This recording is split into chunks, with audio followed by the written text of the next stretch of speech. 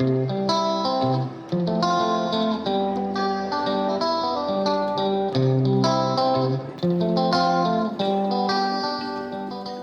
بيكم في قناة كروهك ارت. عاملين ايه حلوين؟ يا رب دايما تبقوا بألف خير وبصحة وبسعادة. وحشتوني جدا من اخر فيديو عملناه مع بعض. بس قبل ما نبدأ كلام في الفيديو ده او قبل ما نبدأ اي حاجة، مش عايزين ننسى ان احنا ندعي بالرحمة والمغفرة لأستاذة سلوى الفحام، صاحبة قناة صحبة الكروشيه.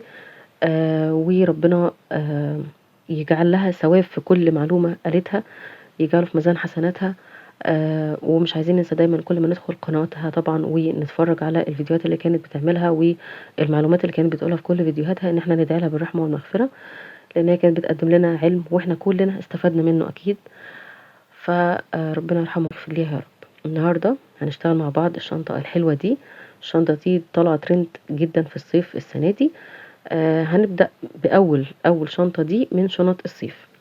الشنطة دي تكنيك التابستري طبعا اللي احنا شغالين بيه، اللي هو ان احنا بنسيب لون وبنبدأ في لون تاني.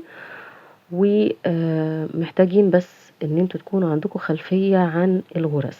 تمام، يعني مش محتاجة مبتدئين شوية، محتاجة ناس عندها خبرة في مجال التابستري اكتر. تمام كده. احنا هنشتغل بخيط زين. انا عندي دلوقتي بكرتين ومعايا كمان بكرتين كمان خلصتهم على النص الاولاني من الشنطة او الجزء الاول، وابرة تيوليب رقم 4 او اي ابرة 4 عندك، ومقص الماركر ده هقولك وظيفته ايه دلوقتي خلال الفيديو. وطبعا اساسي ومهم ان احنا نكون معانا الباترون اللي هنمشي عليه. الكراسة دي بتاعت التابستري بتاعتي، وعايزاكم تعدوا معايا كده انا عملت كام تجربة. دي طبعتها وكانت بايظة، دي كانت اول تجربة. دي تاني تجربة وبرضو باظت مني وما كانتش مظبوطة. دي التالتة ما كانتش مظبوطة. الرابعة مش مظبوطة هي كمان. رقم 5 الحمد لله ظبطت معايا.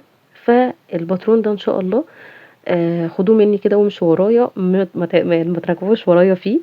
ان شاء الله هتطلعوا شنط مظبوطة جدا وهتبيعوا منها وهتتبسطوا اخر انبساط منها. بس الباترون اهو هيكون معاكم ان شاء الله. هتلاقوه في دلوقتي، ممكن تاخدوا منه سكرين شوت او هتلاقوه تحت في صندوق الوصف. هيوصلكم على لينك الجروب بتاع مبدعات قناة كروهوك ارت على الفيسبوك. هنزلها لكم هناك الصورة برضو، وهحطها لكم على المنتدى. سامحوني ان انا حطيت عليها لوجو لان انا تعبت جدا على ما طلعت الرسمة دي، خدت ايام وليالي عشان تطلع الرسمة دي يعني. بس عايزاه دعوة منكم حلوة كل ما تيجوا تشتروا الشنطة الحلوة دي. تمام. معاكم انا ندى عبد الحفيظ، ولو دي اول مره تشوفوا القناه بتاعتنا يا ريت تعملوا لنا اشتراك او سبسكرايب، وما تنسوش تدوسوا على الجرس على الكل وتعملوا لايك عشان الفيديو يترفع ويتشاف، وشير كتير جدا علشان كل البنات تستفاد وما تبقوش بخله كده وتوقفوا المعلومه عندكم. تمام.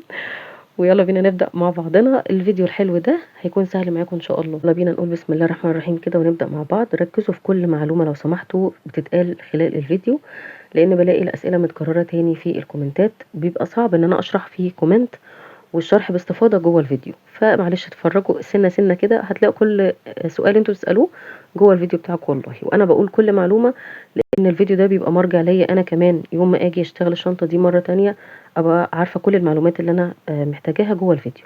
تمام. انا عندي هنا مرقمه السطور بتاعتي من 1 لحد 33 سطر. عندي هنا من المربعات دي عددها كلها 48 مربع.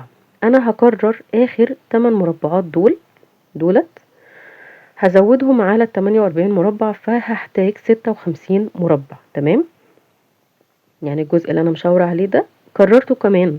انا ما اعتمدتش على الباترون ده بس، انا مكررة كمان وكاتبه لكم تحت اهو في زيادة 56 مربع او 56 غرزة بقى.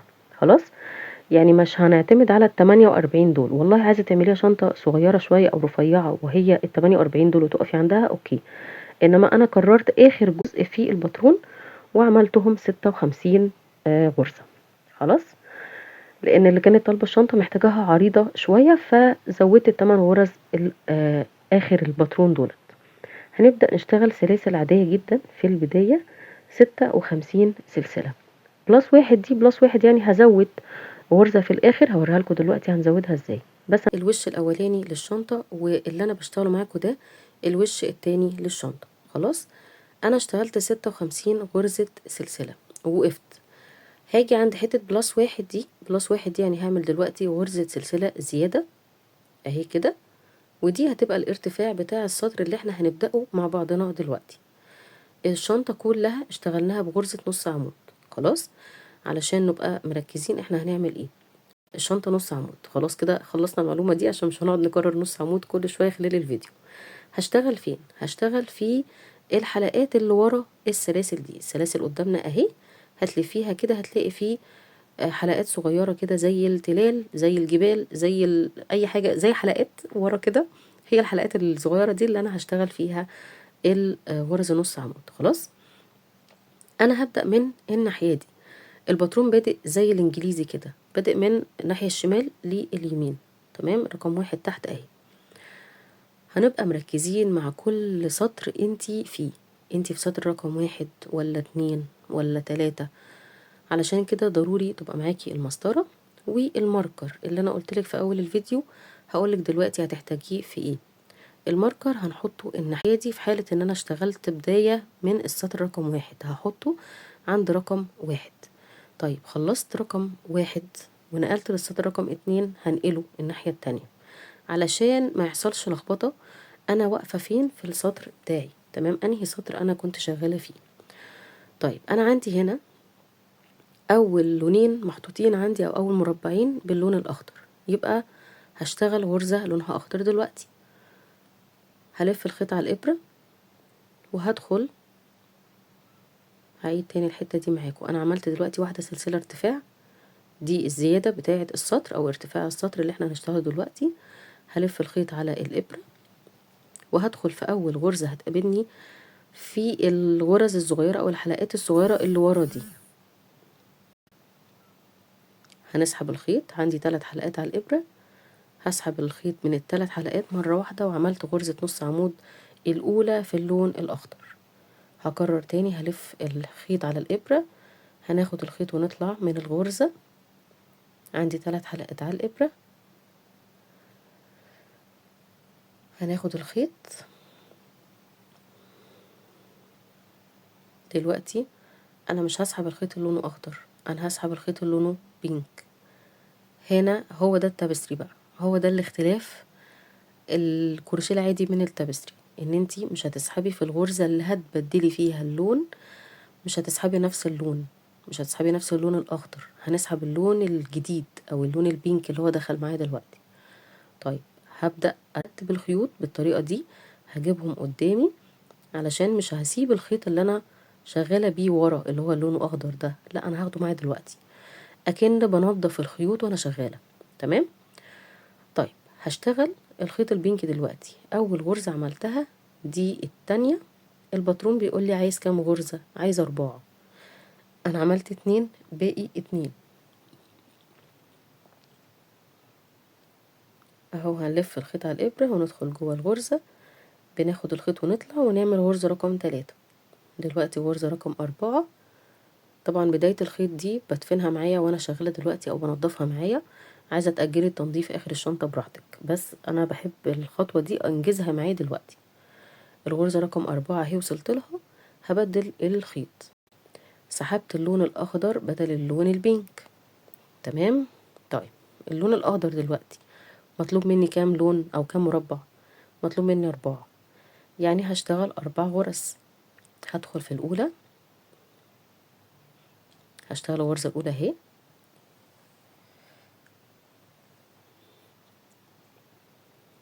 والغرزة التانية والتالتة،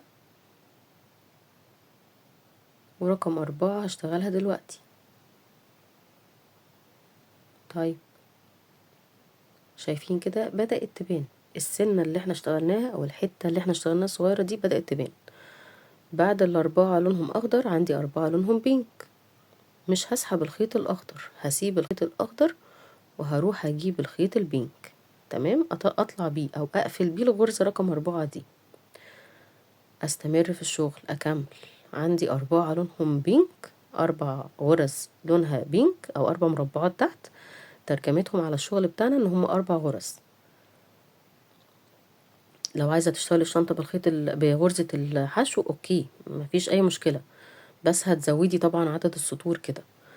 او لو هتشتغلي بخيط ارفع عايزاها بحشو تمام، مش هيبقى غلط الشغل، بالعكس هتطلع حلوة برضو. طيب هقص الزيادة دي بتاعة الفتلة اللي احنا كنا شغالين بيها دلوقتي لونها بينك اللي احنا دخلناها جديد. خلاص كده انا دريت الخيط حلو قوي. عندي 4 بينك دلوقتي. الغرزة دي هفكها، انا كنت بس ماسكة بيها الغرزة مش اكتر من كده. هفكها لان دي غرزة رقم 4، فما ينفعش ان انا هسحب بيها الخيط البينك، هسحب الخيط الاخضر وهكمل بقية الباترون بنفس الطريقة كده. 4 بينك 4 أخضر، 4 بينك 4 أخضر، 4 بينك لحد لما نوصل لآخر غرزة اللي هتكون معانا هما 2 أخضر. خلاص نفس الباترون ما هو بيقول انتي هتترجمي على الشغل بتاعك اللي انتي شغالاه دلوقتي. حلو كده جميل. يلا كملوا معانا. هنعمل 4 أخضر دلوقتي. رقم 4 اهي. هسيب الخيط الأخضر وهسحب الخيط البينك وهمسك كويس جدا الغرز بتاعتي بالطريقة دي. خلصنا كده السطر رقم 1 مع بعض. زي ما الباترون بالظبط موجود هتلاقي السطر رقم 1 اللي انت اشتغلتيه طالع معاكي. لو لفينا الشغل كده احنا بادئين رقم 1 من الشمال لليمين اهو، الشغل بتاعنا من الشمال لليمين اهو، من اول هنا لحد الناحية دي كده من الشمال لليمين. وقفت هنا دلوقتي ودي بداية السطر رقم 2 اللي انا هبدأها دلوقتي. لو هنعد 1 2 3 4 5 6 والمفروض فيه 7 زيادة لان انا مكررة رقم 7 دي اللي هي لونها بينك مكرراها تاني الناحية دي. عدي بقى على الشغل بتاعك 1 2 3 4 5 6 7 كده احنا شغلنا مظبوط. حلو. لان في حتة هنا متكررة بأكد عليها ان احنا مزودين 8 غرز زيادة عن الباترون اللي قدامنا ده.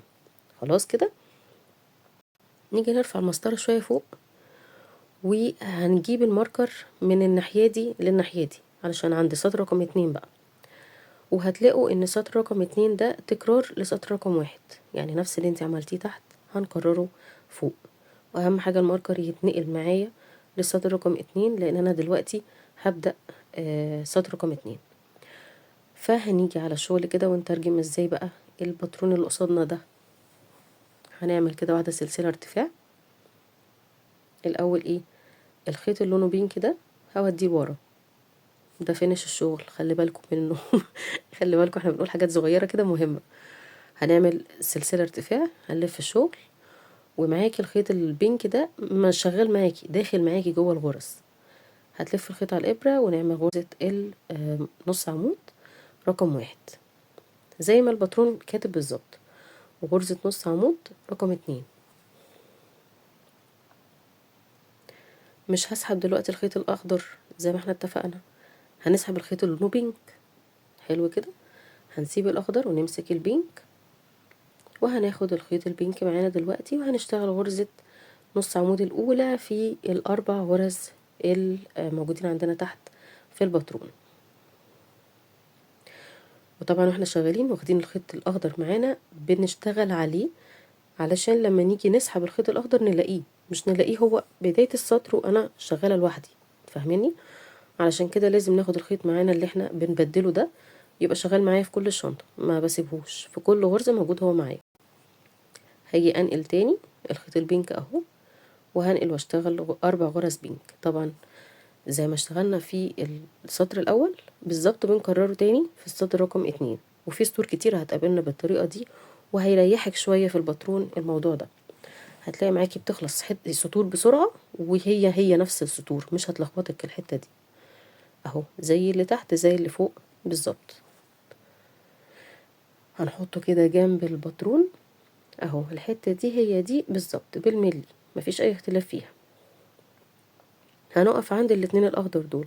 خلصنا سطر رقم 2 اللي هو كان تكرار لسطر رقم 1. وهتلاقوا هنا هما عندي غرزتين اخضر تحت، موجود غرزتين اخضر زيهم بالظبط. لو رفعنا المسطرة كده هيبدأ يبان معايا سطر رقم 3. وطبعا نقلت الماركر قبل اي ما اعمل اي حاجة في حياتي كده انقل الماركر الاول علشان ما تلخبطش. هنلاقي هنا في اختلاف في السطر رقم 3 بدأ يبان معانا. طيب هنودي الخيط البينك ده ورا عشان عايزاه معايا دلوقتي، هلف عليه الشغل او هشتغل عليه الغرز. وعندي هنا اول السطر الاخضر طالب مني 4 مربعات اخضر. هعمل واحدة سلسلة ارتفاع وهلف الشغل بتاعنا 4 مربعات اخضر دول معناهم ايه؟ هعمل 4 غرز نص عمود دلوقتي، او غرز حشو لو انت شغاله حشو، او غرز عمود لو انت شغاله عمود، براحتك، اي غرزه انت تحبي تشتغلي بيها. غرزه رقم 4 اهي. هنيجي نبص هنا هنلاقي ان في 2 غرزه لونهم اخضر دخلوا على البينك اللي تحت، هتلاقيها هي بالظبط موجوده عندك هنا اهو في الشغل وباينه جدا وواضحه، ودي تاكد لك ان انت ماشيه الباترون بتاعك صح. اللونهم اخضر اهم داخلين في البينك بتاعنا. طيب هسحب الخيط اللي لونه بينك وهبدأ اشتغل اول غرزة لونها بينك، وهرجع بسرعة للباترون اشوف عايز كام غرزة بينك. عايز 4 برضو، وطبعا 2 غرزة بينك داخلين في ال2 اخضر اللي تحت، وده يأكد ان شغلنا هيبقى مظبوط دلوقتي لما نيجي نشتغل اهو. دي غرزة رقم 2. غرزة رقم 3 دخلت على اللون الاخضر اهي. غرزة رقم 4 موجودة في اللون الاخضر اهو، شايفينها؟ احنا كده شغالين الباترون بتاعنا تمام. هنسحب الخيط اللي لونه اخضر ونرجع تاني للون الاخضر اللي هو هيبقى 4 مربعات، والباترون كله بيشتغل بنفس الطريقة كده، 4 مربعات اخضر 4 بينك. خلصنا السطر رقم 3 اللي انتهى ب4 غرز بينك زي ما الباترون مقايل بالظبط، 4 غرز بينك برضو اهو. طيب دلوقتي انت لو عدلتي الشغل بتاعك كده، ده عدلت الشغل، نفس الاتجاه اللي فيه الخيط اللي لونه بينك هو الناحية دي اهو، وبداية السطر كان اخضر هتلاقيه تحت اخضر برضو، لان الشغل ليه اتجاه ماشي مظبوط، اتجاه اللي هو اللي من الشمال لليمين، واتجاه معاكس، وده ممكن يلخبطنا. خلاص عشان كده بقول لكم الماركر يبقى شغال معانا. رفعت المسطرة وحطيت الماركر، نقلته للسطر رقم 4 واشتغلت واحدة سلسلة ارتفاع في الهواء فوق كده، ارتفاع للسطر الجديد اللي هو رقم 4 ده. بداية السطر بيقول لي عايز 3 غرزة نص عمود بينك. خلاص يبقى هنشتغل 3 غرزة نص عمود بينك زي ما هو عايز. رقم 3 اهي. هسيب الخيط البينك، اخد الخيط الاخضر واسحبه. طيب ارجع اعمل الاول، يعني اشبك الاول شغلي رقم 1 اهي، وارجع ابص في الباترون عندي 4 لونهم اخضر، 4 مربعات اخضر. انتوا لو لاحظتوا ان في النص اصلا الباترون ماشي تكرار، 4 اخضر 4 بينك 4 اخضر 4 بينك، الاختلاف جايلي في بداية ونهاية الباترون. خلاص، ودي سهلة، يعني ده من أسهل الباترونات اللي ممكن تنفذوها تابستري، لأن في النص مفيش شغل كتير، في النص مريح دماغه شوية، عامل 4 بينك 4 أخضر 4 بينك 4 أخضر، والاختلاف بس في بداية ونهاية السطر. وده طبعا بيخليكي لما تيجي توصلي لآخر السطر تشوفي عدد الغرز في ايدك كام وعدد الغرز تحت في الورقة كام، وده يأكد لك انتي شغالة صح ولا في غرزة فوتت منك أو عملتيها غلط. هنكمل سطر رقم 4 وآخر. خلصت السطر رقم 4 اللي هو كان بدايته 3 مربعات أو 3 غرز بقى لونهم بينك، ونهايته واحدة غرزة بينك اهي. الواحدة غرزة بينك اهي باينة معايا قوي وواضحة. خلاص ده كده سطر رقم 4. طيب هنبدأ نشتغل سطر رقم 5. هتلاقوا بصوا نفس البداية والنهاية بالظبط، هما اللي في النص بس هو تكرار للأربع غرز المختلفين دول، 4 ألوان مبدلين مع بعض. هنبدأ نشتغل ونرفع المسطرة كده فوق لسطر رقم 5 عشان يبان، ونقلت الماركر. عندي بداية السطر طالب مني 2 مربع لونهم بينك، وانتي واقفة عند مربع الواحد البينك، فانتي كده شغالة صح. هتعملي واحدة سلسلة ارتفاع وهتخشي تعملي غرزة رقم 1 بينك، غرزة رقم 2 بينك، ومش هنسحب الخيط البينك دلوقتي، هنسحب الأخضر. وطبعا انتي كده خلاص حفظتي الباترون كده، دي البداية المختلفة. اللي جاي كله هيبقى 4 أخضر 4 بينك 4 أخضر 4 بينك، وده اللي مخليني بسرع الفيديو في النص، لأن اللي في النص ده تكرار، إنما في البداية والنهاية بوقف الفيديو شوية أو بهديه شوية. سامحوني اني بجري غصب عني معلش، وسامحوني ان الفيديو طويل، يعني اطول فيديو في القناة. لفوا كده في القناة كلها وشوفوا عدد الفيديوهات من يوم ما عملنا قناة، ما عملناش فيديو ساعة وده اول فيديو يبقى ساعة ودقيقة وشوية كمان. فمعلش سامحوني، انا يعني حاولت اضغطه وحاولت اقول فيه كل حاجة على قد ما اقدر، يعني عشان تستفادوا من الفكرة بتاعت الشنطة دي. سهلة جدا وحلوة ان انتوا تعملوها السنة دي بالذات، انها مطلوبة جدا من البنات. اخر السطر رقم 5 ده مربعين هما كمان لونهم بينك. شايفين احنا بدأنا مربعين بينك وانتهينا بمربعين بينك. سطر رقم 5 وسطر رقم 6 وسطر رقم 7 هتلاقوا الثلاث سطور دول زي بعض، وده اللي قلته لكم من شويه، ان في سطور هتتكرر معاكم هتريحكم شويه، هتحسوا ان انتوا ايه، هتفوقوا شويه في النص. بس اقعدوا تسرحوا في عدد السطور اللي بتتكرر دي. انتوا عندكم 3 سطور بس هنثبتهم في الخطوه دي. انا هروح اثبت الثلاث سطور دول وهنتقابل بقى في سطر رقم 8. خلاص كده انا في 5 اهو، هاجي لما انقل ل6 هنقل الماركر، هاجي لما انقل ل7 هنقل الماركر، وهنتقابل بقى بعد كده. خلاص انا هبدأ دلوقتي اكمل 5 ده. خلصت تثبيت السطور التلاتة اللي احنا اتفقنا عليهم اهمت، باينين قوي معايا ان في 3 سطور شبه بعض هنا اهو، اللي هو 5 و6 و7 دولت. تمام، ثبتهم ولقيت ان الشكل بدأ يبان معانا اهو.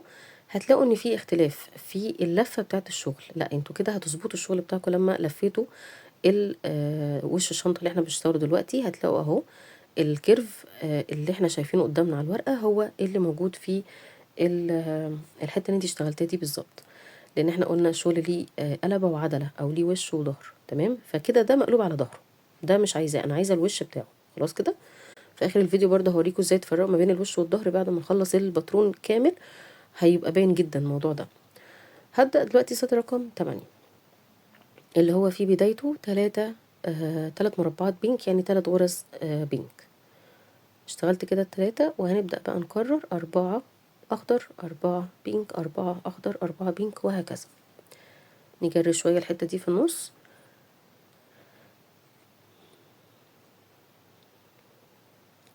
كده، 4 بينك شغالة فيهم اهو. او تنسوا تسيبوا الخيط اللي انتوا بتبدلوه، ما تسيبوش ورا. هتلاقوا الفتلة بقت ورا وانتوا اشتغلتوا ومحتاجينها دلوقتي ومش لاقيينها، ودي مش هتبقى شكلها حلو خالص لما تعملوا الحركة دي. تمام، هتضطروا تفكوا وترجعوا تاني تاخدوها. بدأت تبان معانا اهي، احنا داخلين غرزة لجوه. شايفين الغرزة دخلت لجوه شوية، ودي شبهها بالظبط في الباترون موجودة، ان احنا بدأنا ندخل مربع لجوه. هتلاقوا الحتة الصغننة دي شبهها. سطر رقم 8 خلص على الغرزة الصغننة الوحيدة ديت في الآخر، وكان بدايته كان 3 غرز. وطبعا هتلاقوا دايما الباترون بيرد على نفسه، يعني لو في 3 غرز بينك قدام هتلاقوا الغرزة الأخيرة هتبقى واحدة بس بينك. دلوقتي عندي 3 أخضر هنبدأ بيهم، فطبيعي هيبقى آخر السطر ده 3 بينك. فانت تبقوا مركزة الباترون بتاعك ماشي في ايدك صح ولا غلط، لان ممكن وانت شغاله بتسرحي فممكن تروحي تخلفي سطور تلاقي الباترون معاكي بقى معوج.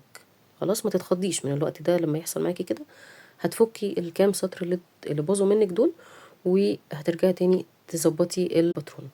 هو واضح جدا. دلوقتي انا واقفه عند الغرزه اللي لونها بينك. خلاص مش هسحب الخيط اللي لونه بينك، انا هسحب الخيط اللي لونه اخضر علشان هبدا 4 غرز لونهم اخضر دلوقتي. فهسحب اللون الاخضر ده كده، يعني عادي انتي قفلتي الغرزة الاخيرة بلون بينك عادي جدا، بس سحبت السلسلة هي لونها اخضر. هنبدأ بقى في السطر رقم 9 الجديد ب4 غرزة لونهم اخضر، 4 غرز نص عمود خضر. خلاص كده لونهم اخضر. هنبدأ نبدل دلوقتي ال4 غرزة لونهم بينك. والسطر ده يعتبر من السطور برضو اللي بتريحي فيهم دماغك شوية، بتفصلي شوية، مش بتبقي شاغله دماغك بدأتي بكام وهتنتهي بكام، لان انت بدأتي ب4 اخضر فطبيعي هتنتهي ب4 بينك. وطبيعي انت شغاله في النص 4 اخضر 4 بينك 4 اخضر 4 بينك، بتبقى من السطور السهله الحلوه اللي هترتاحي شويه فيها في النص. اهو كده اشتغلنا الأربعة 4 نفس الباترون بالظبط وماشي معاكي دلوقتي، وهنتهي او هقف عند ال4 بينك دول. الكيرفات باينه قصادنا اهي زي الباترون ما هو قايل بالظبط. انت لو ما تبصي للحته دي هي الحته دي بالظبط، تعالي بصي للناحيه دي، الحته دي هي دي بالظبط، شايفينها اهي الحته البينك دي هي دي، والاربع مربعات اللي تحت دول هما الحته دي. نفس القماشه اللي انت اشتغلتيه او نفس الكروشيه اللي انت اشتغلتيه هو نفس الباترون اللي موجود بالظبط كده. ده ظهر الشغل، خلي بالك ده كده ظهر الشغل. لما تيجي تبصي ما تقوليش ايه ده انا عشان اشتغلت غلط وتفكي كل الشغل، لا انت ده كده ظهره وده وشه. خلاص الباترون ليه ظهر وليه وش، انا ده وشه اللي انا عايزاه اللي هو شبه الباترون اللي قصادي، الكريفات الناحية دي باينة اهي معايا، انما الناحية التانية دي ظهر الشغل. انا هروح طبعا، هو الفيديو ساعة فاكيد انا مش هعمل معاكم كل سطر، يعني كان زماننا دلوقتي قاعدين مع بعضنا بقى اليوتيوب بتاعنا بقى خلاص. فانا هروح اكمل من اول السطر رقم 10 بقى. انا هكمل 9 ده، ومن اول السطر رقم 10 لحد 33، او لحد ما هنطلع بالجناب اللي انتوا شايفينها في الباترون دي، هرجع معاكم تاني. انا هروح اكمل الجزء ده لوحدي. كنت عايزه اقول لكم هنا حاجه. انا وقفت عند السطر رقم 9 وقمت او نمت او عملت الغدا مثلا، هتحطي نقطه شبه اللي انا حطاها جنب رقم 20 دي. وقفت عند رقم 9 دلوقتي، فهحط نقطه او هحط سهم الناحيه دي، ان انا واقفه هنا عند عند السطر رقم 9 من الناحيه دي، خلاص، من الناحيه الشمال، علشان ما اجيش اتوه لو انا مثلا حد حرك لي الكراسه، او انا قمت عملت حاجه، علشان الدنيا ما تبصش معانا. خلاص، انا هروح اخلص الحته دي، وهنتقابل تاني ان شاء الله عند الطلعتين دول اللي هم بتوع الشنطه نفسها بقى. عندنا دلوقتي كده 33 سطر انا اشتغلتهم. هنعمل دلوقتي الطلعتين دول اللي هم دول طلعتين ايد الشنطه. تمام، بتدي شكل حلو كده في الشنطه، بدل ما تكون الشنطه ستريت وفجاه طلع لها ايد، لا هي دي شكل حلو وطلع ترند جدا السنه دي. الحته اللي انا اشتغلتها اهي، لو بصيتوا للباترون وبصيتوا للحته اللي احنا اشتغلناها هتلاقوا الاتنين مطابقين جدا لبعض، الاتنين شبه بعض جدا. يبقى احنا كده تمام شغالين صح. ناخد المقاسات. عندي دي 36 ودي 36، يعني هي 36 و 36، يعني هي مربع تقريبا. بس لما نيجي نقفل الجناب المقاسات دي هتختلف، يعني كمان شويه لما نيجي نقفل الجناب بتاعه الشنطه هنقيسها تاني، هتعرفوا ان الشنطه مقاساتها اختلفت شويه واتاخد منها سنتيات.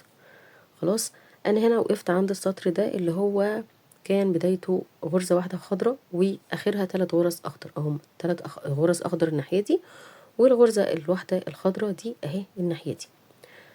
طيب، انا مش عارفة هشتغل مين فيهم الاول، انهي جنب اللي هشتغله الاول، او انهي طالعة من الطلعتين دول هنشتغلهم الاول. طيب، هنلف الشغل كده ونعمل واحدة سلسلة ارتفاع، وهنلف حتة الكروشيه اللي احنا اشتغلناها دي، وهنشوف انهي التلاتة. يعني هنا دي الواحدة، الغرزة الواحدة اللي هي الناحية دي خلاص، ودي التلات غرز اللي هي الناحية التانية. يبقى انا واقفة دلوقتي عند اللي فيها غرزة واحدة بس، يبقى انا هبدأ بدي، هبدأ بالطلعة الاولانية ديت. تمام كده، عندي اول سطر، انا عندي 14 غرزة، وبعد ما اخلص شغلي هركز في ال14 غرزة دول. بادئين بايه؟ باتنين غرزة لونهم اخضر، ادي الغرزة الاولى وادي الغرزة التانية، والغرزة التانية بطلع فيها او بسحب منها الخيط اللي لونه بينك عشان ابدل اللونين. عندي 4 غرز لونهم بينك، هشتغل 4 غرز لونهم بينك دلوقتي. ركزوا معايا في الاعداد معلش، لان انا بلاقي نفسي بسرح في العدد بقول اعداد غير اللي هي مكتوبة، فاعذروني معلش، الشرح مع الكلام مع التركيز بيبقى صعب، الدنيا كلها مع بعض كده، فزلات لسان بتحصل في الاعداد.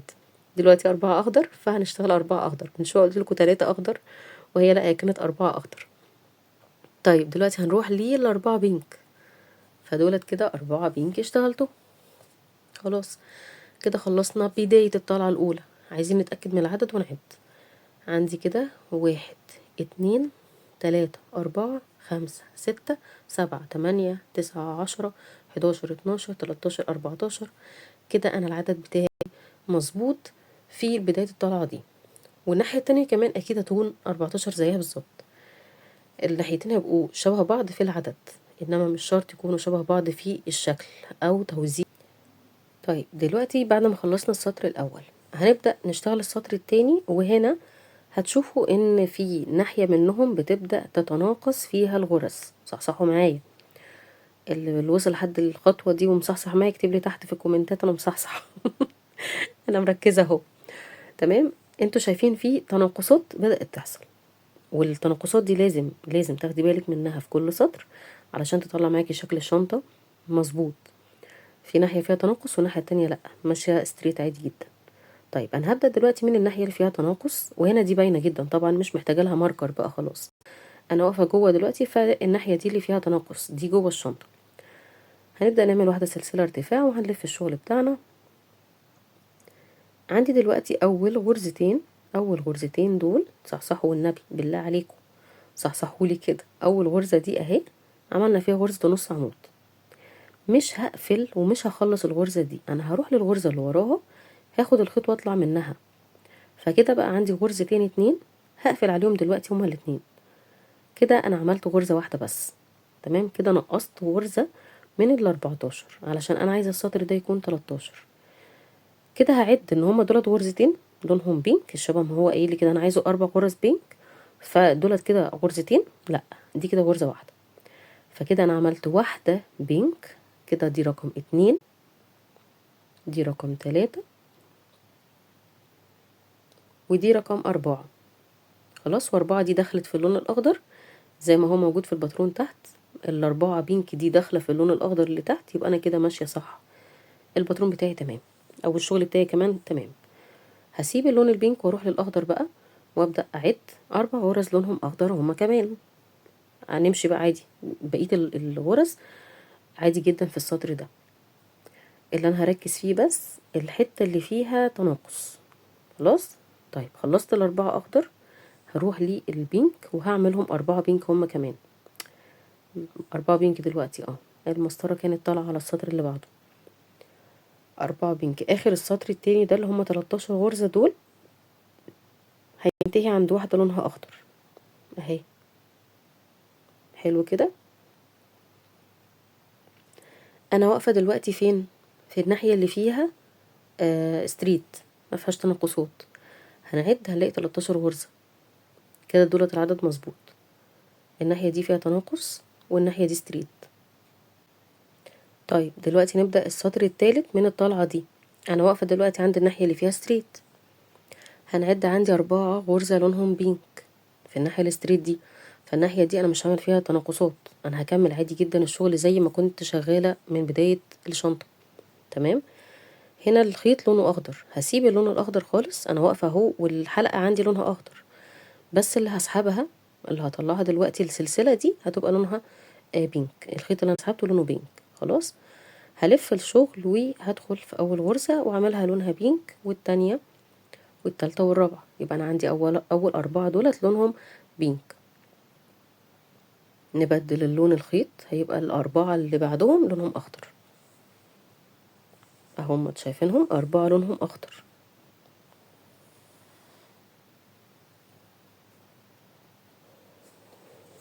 طيب خلصنا ال4 الاخضر، نبدأ نعمل دلوقتي اللي لونهم بينك دولت اخر 4 بقى في السطر ده. دي رقم 2 اهي، رقم 3. هنا عندي غرزتين رقم 4 و5، مش هيبقوا 4 و5 بقى، الاتنين دول هيبقوا 4 اهي. هدخل واخد الخيط ده كده، عندي غرزة ما خلصتهاش، هدخل في اللي جنبها واخد خيط واروح قافلة عليهم هما الاتنين كده، بقوا غرزة واحدة.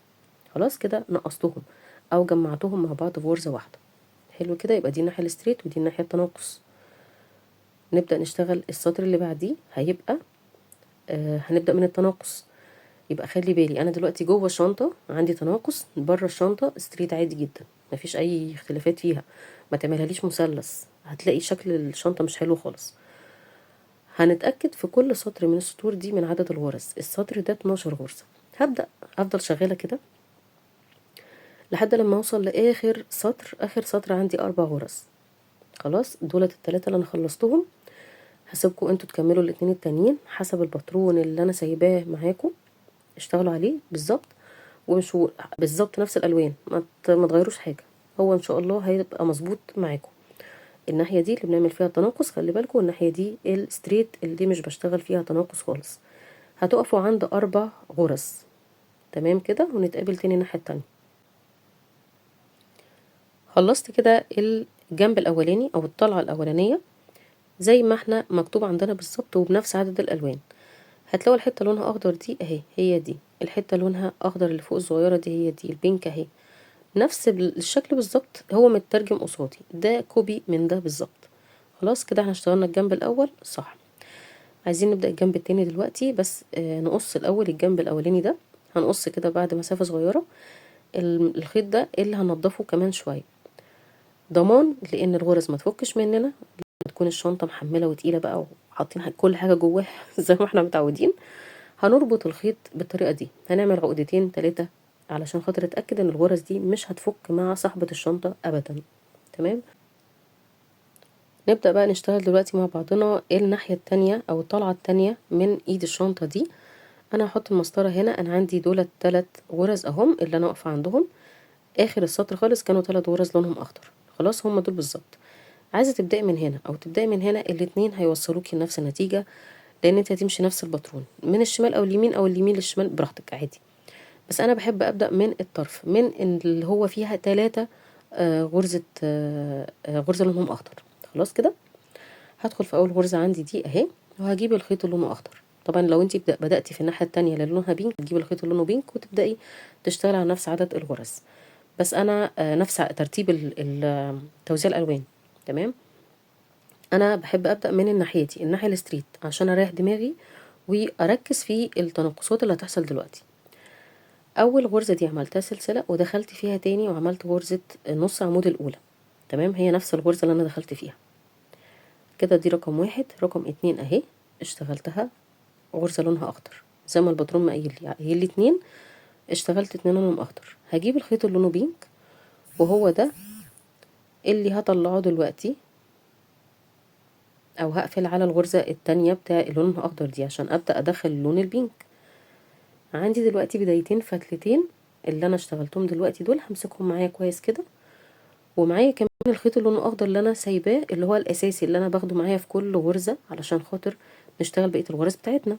يبقى انا عندي كده 3 خيوط هنضفهم او هدخلهم في وسط الغرزة اللي انا شغالة فيها دلوقتي. هعمل 4 لونهم بينك. عايزة تسيبي الخطوة بتاعة تنظيف الخيط دي لاخر الشنطة براحتك عادي، ما فيش مشكلة فيها، دي مش هنختلف عليها، بس انا بحب افنش وانا شغالة عشان ما نضيعش وقت كتير بعد كده.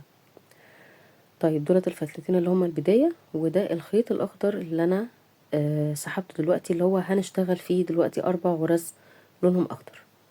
ودي الخيط البينك اللي انا لسه سايباه اللي هو الاساسي. يبقى انت عندك واحدة اساسي و2 بتنضفيهم لو انت شغالة زي تنظيف يعني دلوقتي. طيب الباترون بيقول 4 اخضر، هنمشي 4 اخضر. عينينا. اوكي اوكي يا استاذ باترون، احنا معاك. طيب سحبنا بينك، الباترون بيقول لي 4 بينك معاه شغالين 4 بينك. خلاص كده الفتلتين دول صغروا اللي انا بدفنهم او بداريهم، هنقص وخلاص كده حلو قوي. هنبدأ نكمل على الفتلتين اللي عندي اللي هما الغرزتين اللي احنا بنشتغل بيهم الغرز الاساسية بقى. انا عملت 1 2 ودي التالتة اهي. سوري، اول سطر مش بنعمل فيه تناقص، انا اسفة معلش. اول سطر ثابتة 14. طيب انا خلصت كده اول سطر عندنا في الطلعه التانية دي اللي هو 14 غرزه، انا عملتهم 14 غرزه بالظبط مظبوطين تمام، مفيش اي مشكله فيهم. اول سطر ده ما بيبقاش فيه تناقص، من كتر ما انت مركزه ان انت خايفه يضيع منك تناقص هتنقصي في اللي مش ناقص يعني كنا هنبوظ الدنيا دلوقتي. التناقص بيبدا معانا من تاني سطر تمام اللي هو ده. دلوقتي هنبدا نلف الشغل بتاعنا وهنبدا نعمل التناقص من تاني سطر. يبقى انا عندي اساسي 14 غرزه في اول سطر، تاني سطر هو اللي هنعمل فيه التناقص علشان يبقوا 13 غرزة. خلاص انا عندي بادئ بيقول لي 4 غرزة غرزة لونها بينك. طيب هنا هدخل في الغرزة الاولى، عندي اول غرزتين دول هما دولت اللي فيهم التركيز كله. هاخد الغرزة دي ومعاها اللي جنبها هجمعهم هما الاتنين في غرزة واحدة. حلو كده. طيب دي غرزة رقم 1 لونها بينك، ما اقدرش اقول عليها رقم 2 او غرزتين، دي رقم 1 بس لونها بينك، ودي رقم 2، دي رقم 3، دي رقم 4. هنبدل الخيط وهنعمل 4 غرزة لونها اخضر. طيب هنبدأ نكمل 4 غرزة لونهم اخضر.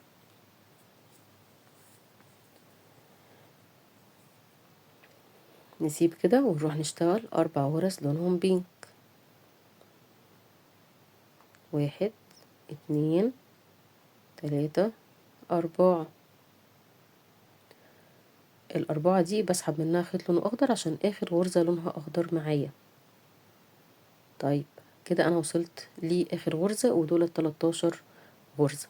هنروح نعمل السطر الثالث في الطلعة التانية اللي احنا بنشتغلها. دلوقتي هنبدأ بداية ستريت عادي جدا، مفيهاش تناقص، الناحية دي تناقص الناحية دي ستريت، تبقى باينة اهي. طالب مني 4 غرزة لونهم بينك، هنشتغل 4 غرزة لونهم بينك. بعديها 4 لونهم اخضر، هنشتغل 4 لونهم اخضر.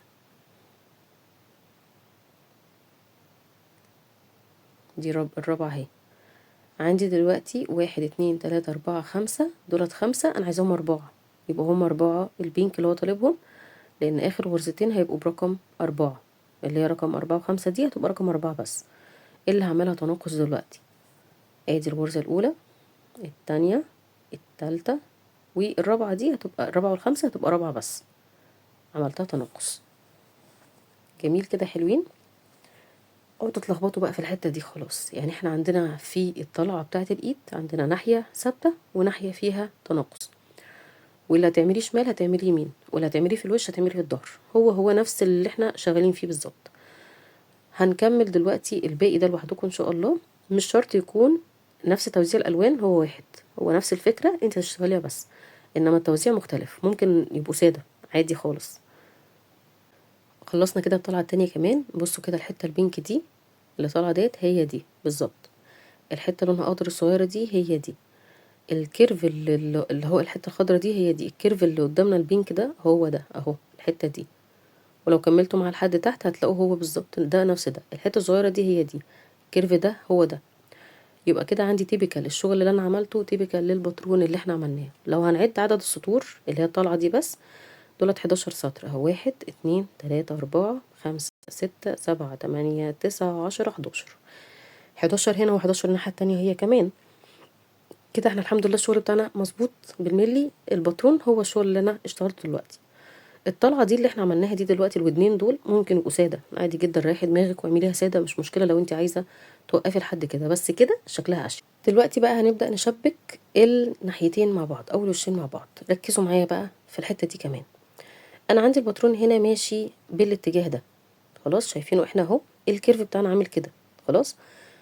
كده ده شمال ولا يمين انا مش عارفه بصراحه، بس هو باين معاكم وهو عامل كده اهو. الحته القماشه اللي انا حاطاها قصادي دي، او الحته الكروشيه اللي احنا اشتغلناها دي، انا حطاها بالمقلوب، المعدول بتاعها ورا اهو، لان ده هيبقى جوه الشنطه. الحته دي الكيرف اللي معوج ده دي جوه الشنطه خلاص. ده ظهر الشنطه كده، فالظهر انا عايزاه مظبوط، انما الوش اللي قصادي مش مشكله، ده جوه الشنطه، ده وش الشنطه. فانا عايزاه يبقى تيبيكال للباترون اللي انا اشتغلته صح. عايزه على فكره لو عايزه تقلبيها مش مشكله، مش هتفرق كتير، بس دي تكه صغيره قلت انبهكوا ليها علشان ما تلاقوش الباترون مقلوب فتفكروا ان انتوا عملتوا حاجه غلط. الباترون ليه قلبه وعدله او وش وظهر، فعايزه تعملي الاتنين معوجين براحتك عادي خالص، بس انا حبكيه شويه في الحته دي، واللي طلبت الباترون عايزاه بالظبط، فعلشان كده باكد عليه في الحته دي بالظبط.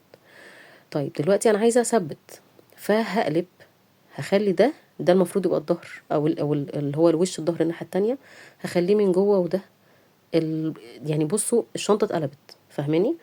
اللي جوه بقى بره واللي بره بقى جوه، علشان عايزه اقفل جناب الشنطه. مش عايزه اقفل جناب الشنطه تبقى من بره باينه، الجناب الشنطه اللي هقفلها دي هتبقى من جوه، فاحنا هنقفل من بره وبعد كده هنقلب الشنطه. هوريها لكم الخطوه الجايه دي علشان ما نتوهش من بعض بالكلام، هنشوفها بالافعال دلوقتي. بس انا عماله اكد وانبه على ان الكيرفات هتبقى المظبوطه هتبقى هي اللي جوه الشنطه دلوقتي. كده دي ظهر الشنطه او اللي هو جوه الشنطه، دلوقتي انا عاملاه من بره. نقرب كده بقى ونشوف هنشبك ازاي مع بعض الوش بالظهر. هندخل بالابره كده في اول غرزه من قدام ومن ورا، او من وش الشنطه ومن ظهر الشنطه. هنجيب الخيط اللي احنا هنستعمله دلوقتي، هندخل بيه كده ونعمل غرزه. الغرزة دي هنعمل واحدة سلسلة ارتفاع، وطبعا هضم انا دلوقتي كل الخيوط اللي قصادي دي، هنضف كل ده دلوقتي مع بعض. عايزة تأجلي الخطوة دي بعدين براحتك. انا عندي دولت الفتلتين اللي هما بتوع جناب الشنطة اللي انا طلعت بيها من شوية، مع البداية بتاعة الخيط اللي انا شغالة بيها دلوقتي. هدخل كده في الغرزة من الوش الاول للشنطة للوش التاني للشنطة، وهضم كل الخيوط اللي عندي دي عشان انضفها. هسحب الخيط وهعمل غرزة حشو، تقفيل الشنطة من جوه هيبقى غرز حشو. تمام. كل غرزة هتقابل اختها، طبعا هنشتغلهم مع بعض هما الاتنين سوا. عايزة تقفلي الخطوة دي بغرزة منزلقة تيجي، ما تقولش لأ، عادي هتبقى كويسة برضو. عايزة تخيطيها اللي هو الحلزون اللي احنا متعودين عليه ده، اوكي مش مشكلة. بس انا حبيت الشكل اللي اديتهوني الغرزة الحشو دي لسببين: ان هي مدية الغرز مقفلة قوي، فمش مخلية الشنطة مفرغة، مش مفصلة ان في وش وظهر، فاهميني؟ والسبب تاني ان مخليه الشنطه متينه، الداير ما يدور بتاعها اتثبت كويس جدا، فبقى متين، بقى مدي شكل للشنطه حلو. فهمتوني؟ عشان كده اخترت غرزه الحشو دي، هتبقى هي اللي هنثبت بيها الوش مع الظهر. طيب انا هفضل كده كل غرزه هتقابلني اختها قصادها على طول مقابلاني، هدخل في دي وهدخل في دي وهعمل غرزه حشو.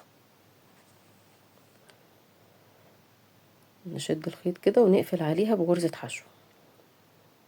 انا تخطيت الحته بتاعه تنظيف الخيوط دي وقلت اوريها لكم كده لوحدها علشان تبقى باينه معاكم. كل غرزه مقابله اختها اهي، هنجمعهم مع بعض. كل غرزه ليها توأمها قدامها اهي، هنجمعهم مع بعض. مش هتتعبوا خالص في الخطوه دي، انتوا فعلا حرفيا الغرز قصاد بعض، يعني بطريقه باينه جدا قصادكم وانتوا شغالين. هتلاقوا الغرزه دي شبه دي قصاد بعضهم، هتفضلوا شغالين كده لحد اخر الشنطه. ده الطرف الاولاني او الجنب الاولاني اللي احنا شبكناه مع بعض. قاعدة الشنطة هشبكها معاكم دلوقتي برضو. هنكمل كده لحد الاخر. بصوا كده شكلها من جوه بقى عاملة ازاي، نظيفة جدا ومش باينة ان في خياطة. خلصت كده الجنب الاولاني، هنيجي للقاعدة بتاعة الشنطة. اول غرزة هتقابلني دي هدخل فيها كده كلها في الوش وفي الظهر، وهعمل غرزة اولى حشو، هدخل فيها تاني مرة كمان وهعمل غرزة تانية حشو. الغرزة الاولى دي تعتبر بتاعة الجنب الاولاني، والغرزة التانية بتاعة القاعدة، علشان عايزة تديني الكيرف ده، تمام؟ مش عايزاها تروح شادة مني، لا مش هتبقى مظبوطة، فتعملي غرزتين في الزاوية او الكورنر ده. طيب تعالوا بصوا كده هندخل فين هنا. انا مش عايزة الخيط يبقى تخين قوي اللي انا مجمعاه ده، فهدخل في الحلقة الخارجية للسلسلة اللي باينة قصادي والحلقة الامامية للسلسلة التانية. فهمتوني؟ هنشتغل كده، هنقفل بقى بحشو اهو كده. تاني كده اوريها لكم. هندخل في الحلقة الخارجية من القدام، والحلقة الأولانية الأمامية من اللي ورا اهي، حلقة خلفية حلقة أمامية، ونجمع الاتنين مع بعض. بس ده التثبيت بتاع القاعدة، وهتديكي شكل حلو جدا من ورا برضو وهي باينة. والله عايزة تثبتي بلون أخضر علشان خاطر القاعدة كلها تبقى باينة أخضر، مش مشكلة. خلصت كده تثبيت الوش مع الظهر اهي، باينة قصادنا، داير ما يدور عملناها اهي. وطبعا اهتميت بالزوايا ان اعمل فيها غرزتين في الناحية التانية هي كمان. طيب ده ظهر الشغل، خلينا متفقين ان ده كده الكيرف ده ظهر الشغل، ومش هو ده الباترون اللي انا كنت عايزاه، او مش ده اتجاه الباترون اللي احنا عملناه مع بعض. تمام؟ شايفين التقفيل بتاع التثبيت اللي احنا عملناه؟ قصينا الخيط في الاخر وهندريه دلوقتي في وسط الشغل. هنيجي نقلب الشنطة. تمام؟ قلب الشنطة ده مهم علشان ما يبانش قصادنا الشكل اللي احنا كنا شايفينه من شوية ده، تثبيت الغرز ما يبقاش باين، انا عايزاه من جوه مش من بره، فده هنخليه من جوه. خلاص كده ظبطنا الودان وظبطنا كل حاجة، الشكل ده طلع معانا اهو. دي شكل الشنطة كده، وده شكل الباترون اللي انا عايزاه، اللي انا اشتغلته من البداية، اللي انا رسمته من البداية. خلاص كده هو ده الشكل اللي انا كنت محتاجاه بصراحة، لان هو ده نفس الصورة اللي البنوتة بعتتها لي، قالت لي عايزة اختي دي بالظبط، فهو ده الباترون اللي احنا رسمناه بالظبط. نيجي نقيس. بصوا العرض بقى 34 سوري، والطول 35. فاكرين لما قلت لكم من شويه ان هنقل مقاسات لما نيجي نثبت الوش مع الظهر؟ اهي قلت. فده المقاسات النهائيه بتاعه الشنطه. هنا انا عندي 4 غرز شمال 4 غرز يمين، يعني 8 غرز بتاعه. نيجي بقى للخطوه بتاعه الايد. انا عندي هنا 8 غرز بتاعه الايد، هي دي اللي احنا هنشتغلها. وهي كانت طالبه برضو البنوته كانت طالبه ايه؟ الخيط الايد سوري، الايد تبقى عريضه. فانت عايزه تقللي الايد اكتر من كده قلليها براحتك، بس هو الموديل بتاعها ايده عريضة وهي طلبتها ايد عريضة، فاحنا عملنا كده الباترون يبقى انتهى على 4 4 غرز في الوش و4 غرز في الظهر، اللي هو لما نيجي نجمعهم كده مع بعض هيدوني 8. طيب انا اشتغلت 4 غرز لونهم اخضر دلوقتي. ركزوا بقى في باترون الايد لان انا ما رسمتوش، انا اشتغلت معاكم كده لان احنا خلاص يعتبر احنا فهمنا الباترون بتاعنا ماشي ازاي. ف سهل جدا ان انتي تألفي باترون، خلي بالك مش حاجة صعبة. فزي ما انا رسمت الباترون تأليف على تجويد على حاجات كتيرة انا عملتها، فالايد انا جودتها معاكم دلوقتي. خلاص كده خلينا صراحة، احنا صريحين جدا. فالايد دلوقتي انا بألفها، فركزوا معايا في التأليف بقى الله يسعدكم علشان نركز مع بعض ونطلع الشنطة صح. انا اشتغلت 4 غرز لونهم اخضر، وهنشتغل 4 غرز لونهم ايه بينك. وبدأت بالاخضر لان انا كنت اخر غرزة اقف عندها اخضر اللي هي من شوية لما دخلت فيها دلوقتي. طيب واحنا شغالين انا بدفن بقية الخيوط اللي هي بداية البداية والنهاية، والخيوط اللي كانت موجودة اصلا بتاعة تقفيل الشنطة. كل ده موجود معانا اهو. خلاص عايزة تأجلي الخطوة أجليها، بس أنا بدفن في السكة دلوقتي. هنرجع نظبط تاني كده لأن أنا كنت نسيت اللون الأخضر ده ورا ورجعت جبته تاني، اللي كنت بقوله لكم من شوية. ما تنسوش الخيط الأساسي اللي احنا ماشيين بيه، أنا نسيته ورجعت خدته تاني لأن مش هينفع بيه، مش هينفع من غيره الشغل، فاهميني؟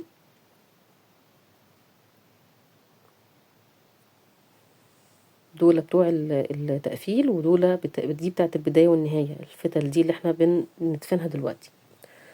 طيب هنشتغل دلوقتي كام؟ دي رقم 3 اللون البينك. رقم 4 والأخيرة من اللون البينك. يبقى أنا عملت 4 أخضر 4 بينك. طيب احنا وقفنا دلوقتي عند اللون البينك، هنسيب الخيط اللي لونه بينك وهناخد الأخضر نوديه هناك كده ونسحب الخيط البينك ونلف الشغل بتاعنا. انا مش هاخد خلاص الخيوط دي، انا اعتبر كده دفنتها. على ما ارجع بعدين هنضفها تاني اكتر في وسط الغرز، بس انا عايزاكم بس تركزوا معايا في باترون الايد. تمام. انا دلوقتي عندي 4 بينك تحت، هطلع فوق السطر اللي بعديه هعمل غرزتين بينك بس. ركزوا انا عندي 4 تحت، 2 عملناهم بينك فوق. هبدأ اخد الاخضر وهعمل 4 اخضر في النص. طيب زي ما انا عملت 2 بينك في الاول هعوض بقيه ال4 دول بقى، هعوض ب2 بينك في الاخر. انا عايزاكم بس توصل لكم ان انتوا تقدروا تعملوا باترون بسهوله جدا تابستري. انتوا مش هتتعلموا تعملوا شنطه بس، انتوا هتتعلموا ترسموا باترون. خلاص كده، ده اللي انا عايزاه منكم. طيب بدات تنحرف معانا كده ناحيتي او تتعوج شويه معانا زي ما الباترون ما كان قايل، فاحنا كده ماشيين صح. طيب انا كده وقفت عند الاتنين لونهم بينك في الطرف، و4 اخضر في النص، و2 بينك في الاول. طيب السطر اللي بعده هنعمله ازاي؟ هنودي الخيط الاخضر ده هناك عشان واحنا بنلف ناخده معانا في السكة كده ونشتغل عليه. هنعمل واحدة سلسلة ارتفاع، هنلف الشغل بتاعنا برضو. طيب انا عندي 4 بينك تحت دلوقتي، مطلوب مني اعمل 2 بينك، سوري 2 بينك تحت، مطلوب مني اعمل 4 بينك فوق. خلاص يبقى انت الباترون بتاعك ماشي، سطر هتبدأيه 2 بينك وسطر هتبدأيه 4 بينك. تمام. وهنا هنعمل 4 اخضر زي ما بدأنا 4 بينك، هننتهي قصدي ب4 اخضر. ما انت لازم اللونين موجودين، دول 4 ودول 4. بدأتي ب2 بينك في الأول يبقى في 4 في النص أخضر، يبقى في 2 في الآخر بينك. بدأتي 4 بينك في الأول هيبقى المتبقيين 4 بينك أخضر، 4 أخضر، 4 بينك أخضر، 4 أخضر. تمام. الشكل بادئ معانا اهو يبان. طيب أنا واقفة دلوقتي عند 4 أخضر، 4 أخضر، فمش هبدأ بالبينك. فهمتوا الفكرة ازاي؟ أنا عندي 4 أخضر دلوقتي، 4 عدد 4 لونهم أخضر تحت، فهبدأ بكام أخضر فوق؟ 2 أخضر. تمام. ده الباترون بتاعنا اللي ماشي معانا دلوقتي من اول الشنطه، هي نفس الفكره دي بالظبط. هعمل 2 اخضر هبدا بيهم، وبدات ب2 اخضر. حلو كده. في النص هعمل 4 بينك، 4 بينك. طيب انا عندي 2 اخضر كده لوحدهم، مش هعمل لهم 2 اخضر في الاخر، لا هعوض وهعمل 2 اخضر في الاخر. ما هو مش معقول يعني هعمل 6 بينك. فهمتوني الباترون ماشي ازاي؟ يبقى هعمل 6 بينك، سوري، 2 اخضر دلوقتي، 4 بينك، 2 اخضر. تمام. جيت على الاخر وفصلت. اخر الفيديو دايما بيحصل فيه حاجات كده غريبة. طيب هنركز ان شاء الله. كده عندنا 2 اخضر، 4 بينك، 2 اخضر. طيب انا واقفة عندي 2 اخضر تحت. لما نطلع السطر اللي بعديه هيبقى كام اخضر؟ ركزوا بقى. هيبقى 4 اخضر، صح؟ يبقى انا هبدأ دلوقتي بالاربعة اخضر وجنبيهم 4 بينك. حلو الكلام. حلو. هتركزوا، انا عارفة هتقدروا تكملوا بقية الايد لوحدكم. عندي تحت اهو 2 خضر، فوق هنعمل 4 اخضر. 4 اخضر اهو. طيب 4 اخضر هيرد عليها مين؟ هيرد عليها ال4 بينك. وهتلاقوا نفسكم اوتوماتيك انتوا بتدخلوا غرزتين غرزتين غرزتين في اللون اللي تحته. يبقى احنا بننقل غرزتين مش غرزة واحدة دلوقتي، غرزتين من اللون. هعمل كده 4 بينك.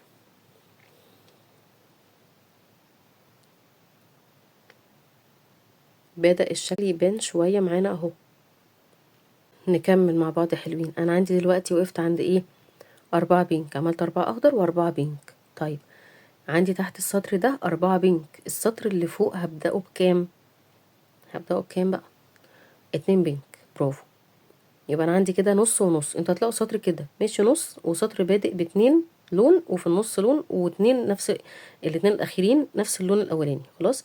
السطر اللي بعديه هتلاقوه نص ونص. سهل جدا الباترون، ما فيهوش اي حاجه بتاع الايد دوت. دلوقتي انا عندي 4 تحت بينك، فهبدا باتنين بينك. خلاص كده 2 اهمت. هسيبها واعمل 4 اخضر في النص. جميل كده اهو. طيب هسيب الاتنين بينك غالبا الاولانيين دولت لوحدهم، ولا هعمل لهم 2 بينك اخر السطر؟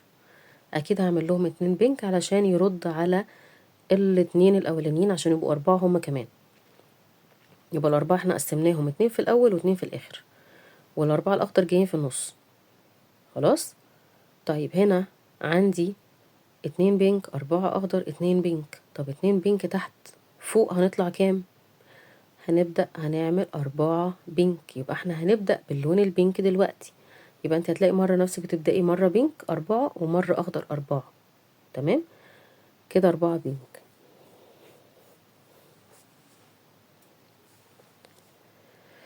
بعد ال4 البينك هنعمل 4 لونهم اخضر.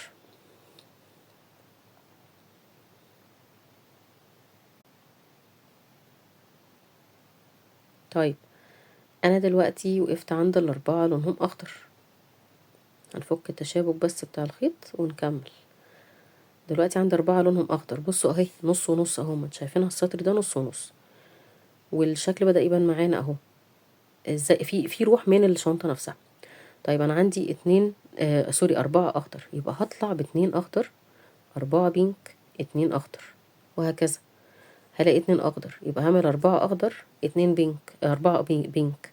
بعدين بعد ال4 البينك 2 بينك، 4 اخضر، 2 بينك. بعد كده 2 بينك، هطلع فوق كام؟ 4 بينك، 4 اخضر.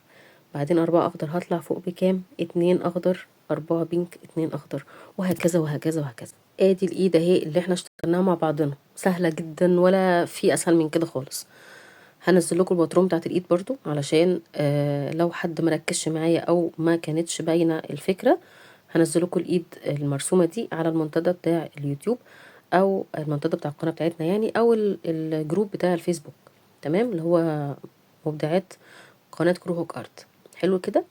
مقاس الايد اللي احنا عملناها 64. لو عايزه تعملي المقاس الستاندر اللي هو 70 سنتي براحتك، بس انا لقيت المقاس ده كده تمام مظبوط خلاص. وابدا اثبت الايد بقى. التثبيت عادي جدا زي ما احنا اتعودنا في التثبيتات اللي فاتت كلها، ان احنا بنحدد نقطة الف اللي هي اللي احنا دخلنا فيها دي، وبنروح على نقطة ب اللي هي اللي احنا رايحين لها دلوقتي اللي هي الايد، وهنفضل وهكذا من نقطة الف لنقطة ب، من نقطة الف من نقطة ب كده. الحلزون اللي احنا متعودين عليه ده. تمام. هروح اثبت الايد بنفس الطريقه كده اللي احنا متعودين عليها، وهتلاقوا ان شاء الله الباترونات موجود.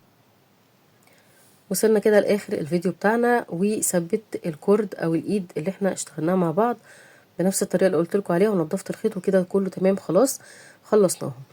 عايزه اقول لكم الشنطه دي من الشنط الترند في صيف 25 السنه دي، هتطلب منكم ان شاء الله كتير. عشان كده بقول لكم احتفظوا بالباترون. الباترون هتلاقوه اخر الفيديو او تحت في صندوق الوصف، هيوديكوا للجروب اللي على الفيسبوك، او هتلاقوه في المنتدى بتاع القناه اليوتيوب بتاعتنا دي. المهم هتوصلوا باذن الله للباترون اللي احنا عملناه. هتلاقوا الصوره بتاعته بكل الاشكال عشان تعملوا الشنطه الحلوه دي، وعشان ما تتعبوش كمان في رسم باترون تاني. ازيكم؟ عامله ايه يا قلبي؟ الحمد اخبارك لله. يا مين؟ انا هنا طبقت الشنطه علشان ناخد الميزان المظبوط بتاعها. الشنط دي عمليه جدا، هتطلب منكم علشان هتلاقوا بنات الكليات محتاجينها، اللي رايحين مصيف، اللي مسافرين. بصوا بتبقى شغاله معاكي في كل حته، وبالذات ان هي قطن كمان فسهل انها تتغسل. الشنطه دي اللي احنا اشتغلناها مع بعض دي كان بخيط زين، فعامله 715 جرام. هي اخدت 4 بكرات، متبقي منهم شويه، في بكرتين متبقي منهم الوان لسه. الخيط ده كان بيور، اللي هو اول ما طلع خيط البيور كان تقيل ومحمل شويه، هو زين بس اتقل شويه. دي عامله 762 جرام او 760 جرام تقريبا يعني. الخيط بتاع بيور كان محمل، كان زياده فيه فتله، انما خيط زين شالوا الفتله دي فبقى اخف شويه واطرى.